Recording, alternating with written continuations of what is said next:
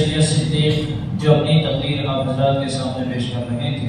आइए अब इसके बाद मोहम्मद मुज़क्किर इब्ने अकबर पटेल मुताल्लिम शोबे हिफ्ज़, मैंने दावत देता हूँ कि वह आए मदरसे की मुख्तसर हकीकत इस उन्वान पर अपनी तकरीर पेश करें। मोहम्मद मुज़क्किर अकबर पटेल।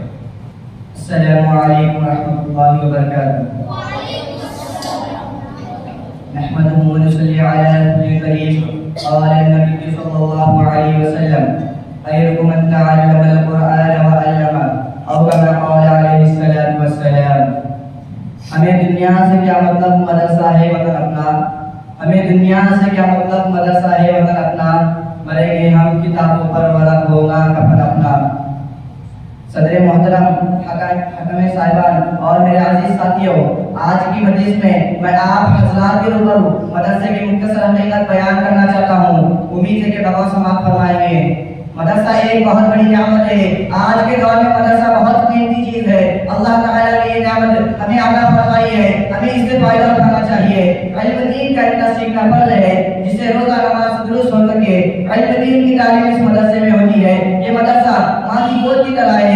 जिस तरह बच्चा माँ की गोद में परवरिश पाता है, इसी तरह इंसान के यहाँ परवरिश पाते हैं। ये मदरसा चंद अफराद मिलकर बनाते हैं और ये मदरसा कई अफराद बनाता है। हम मदरसे की इमारतें बनाते हैं, मदरसा हमारा कल्ब बनाता है, अल्लाह से हमारा ताल्लुक जोड़ता है और यही नबियों का काम था कि मखलूक को खालिक से जोड़ते थे। ये मदरसे भी हमें अल्लाह से जोड़ते हैं। लिहाजा इन मदरसों को कोई ताकत मिला सकती है और न इन मदरसों को कोई ताकत तोड़ सकती है।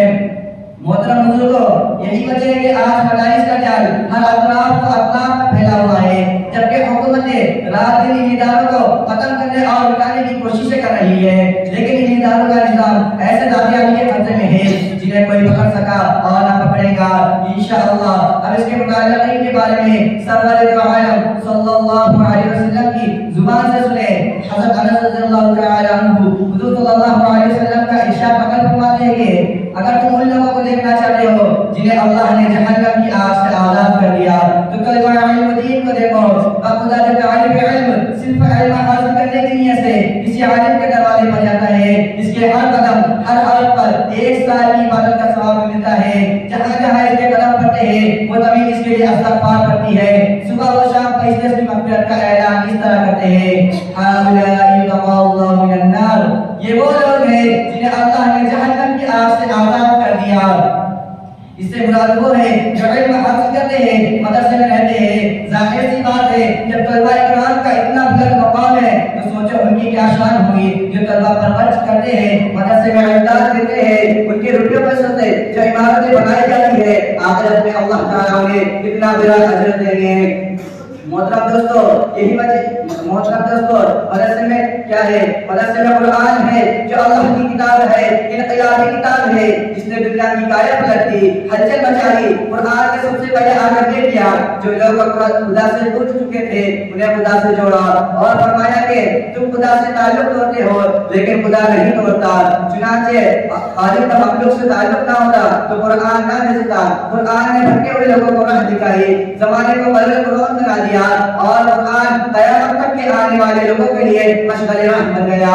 कुरान करीम का कितना बड़ा एहसान है कि उसने हुज़ूर सल्लल्लाहु अलैहि वसल्लम को मोहम्मद बिन अब्दुल्लाह से मोहम्मद रसूलुल्लाह सल्लल्लाहु अलैहि वसल्लम बना दिया और नबी बना दिया।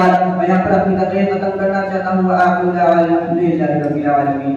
माशाअल्लाह। इसके बाद शेख मुज़म्मिल इब्न शेख असलम मुताल्लिम शोबे हिफ्ज़, मैं इन्हें दावत देता हूँ कि वह खबर की मंजिल इस उन्वान पर अपनी तकरीर पेश करें। शेख मुज़म्मिल इब्न शेख असलम। इतना मामला है जब सुकून हुआ तो